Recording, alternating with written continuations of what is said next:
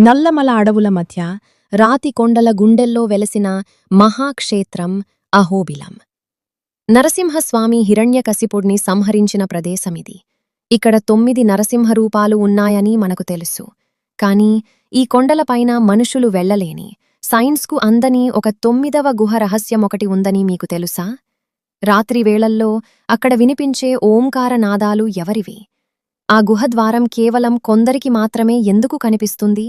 అహోబిలంలోని ఎగువ అహోబిలం నుండి దట్టమైన అడవిలో ప్రయాణిస్తే కాని పావన నరసింహస్వామి చెంతకు చేరలేం. ఇక్కడ దారి ఎంత ప్రమాదకరంగా ఉంటుందంటే ఏ మాత్రం కాలు జారినా వేల అడుగుల లోయలోకి పడిపోవాల్సిందే.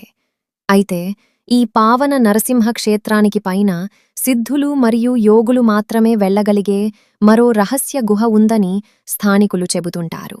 అక్కడికి వెళ్లడానికి ఏ మార్గమూ కనిపించదు. కాని సిద్ధులు మాత్రం గాలిలో ప్రయాణించినట్లుగా గాట్లుగా అక్కడికి వెళ్తారని ప్రతీతి.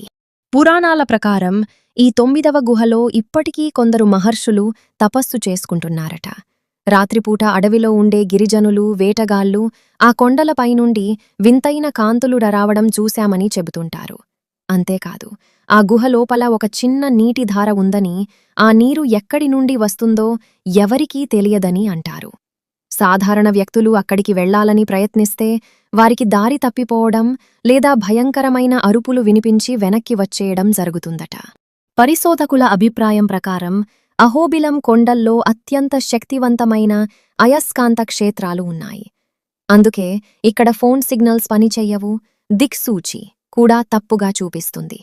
ఈ సహజమైన శక్తి వల్ల అక్కడ ఏదో అతీతమైన ప్రపంచం ఉన్నట్లు మనకు అనిపిస్తుంది.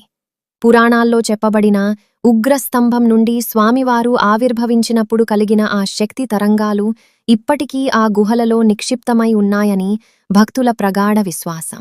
అహోబిలం ఆధ్యాత్మికతకు మరియు అంతుచిక్కని రహస్యాలకు నిలయం. మీరెప్పుడైనా అహోబిలం వెళ్లారా?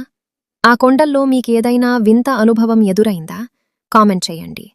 మరిన్ని పవర్ఫుల్ ఏపీ మిస్టరీల కోసం ఇప్పుడే సబ్స్క్రైబ్ చేయండి మీ హిడెన్ హిస్టరీ టీవీ.